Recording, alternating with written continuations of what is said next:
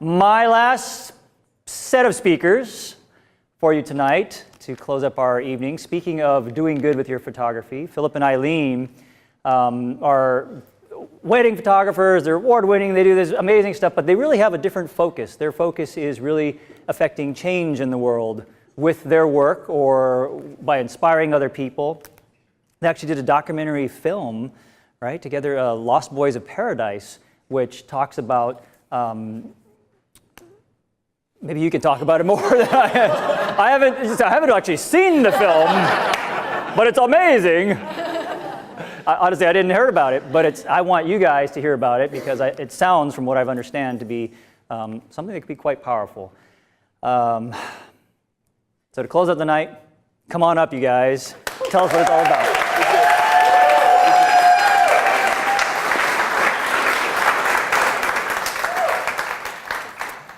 Hello, we are Phillip and Eileen Blume, and before last year, we were small-town wedding photographers, overworked parents, and really, until we experienced this completely unexpected, inspiring, humbling journey, we didn't realize that our dreams of being international photographers and better parents weren't only possible, those were too small.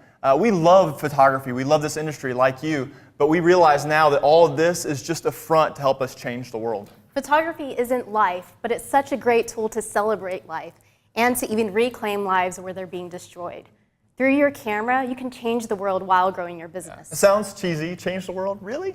But hang with us for a minute. I think you'll find, as we did, that so much is possible and even profitable because think about it, a starving artist can't feed the hungry. Even at the beginning, we found small ways to give back. All of us can donate portraits for a fundraiser or a deserving family who can't afford it. We tried to ask ourselves what Jesus would do if he were a photographer, but we weren't business savvy, and pretty soon we were asking another question. Yeah, you may have asked this, who in the world has time or money for personal projects? For us, business had us feeling trapped. Our kids, when we weren't outsourcing them, were looking at the back of our heads while we worked on computer monitors. It was not cool. There was no time to change the world. But when that's the case, it's usually time to step outside yourself and do something anyway. It wasn't the most rational decision. Bookings were down, but we went to help an unknown organization in Guatemala's worst slum, ironically called Paradise. We're talking about a place the police don't even enter, extreme poverty and the world's highest violent crime rate. But this organization was breaking that cycle, rescuing boys from gangs and giving them a new life. That song was going unsung. Organizations are desperate for photographers to tell their stories. They're heroes, but to them, you have superpowers. Your photography. Did you know that a front page news story is only read by about 17% of its audience? Now attach a photo to that same story, suddenly almost 80% of people will read it. We're visual creatures, and as a photographer, you decide what people see. We were asked to make a short 3 to 4 minute promo video to raise support for the work in Paradise. There was just one problem. We had never shot video. Yeah, not at all. Not even on an iPhone at that point. Our first pieces of video equipment arrived 3 days before our flight. Let that sink in. We want to express how doable this is for you. So after 1 week of filming and several weeks learning how to edit, we released what became a feature-length documentary film, Lost Boys of Paradise, that is continuing to show now in over more than 20 states from coast to coast, and film festivals, theaters, churches, universities. And because the story is worth telling, even our amateur effort is changing the world for these kids. Basically, this is a good example. Manuel grew up on the streets of Paradise with his brother. He dreamed of being a doctor one day, until he was old enough to realize how poor he really was. His brother was killed, and he's now buried on a soccer field this organization created in Paradise. Manuel dropped out of school. He dropped out of life. And this year, after our film was released, Manuel graduated. Now he's preparing to pursue a medical degree.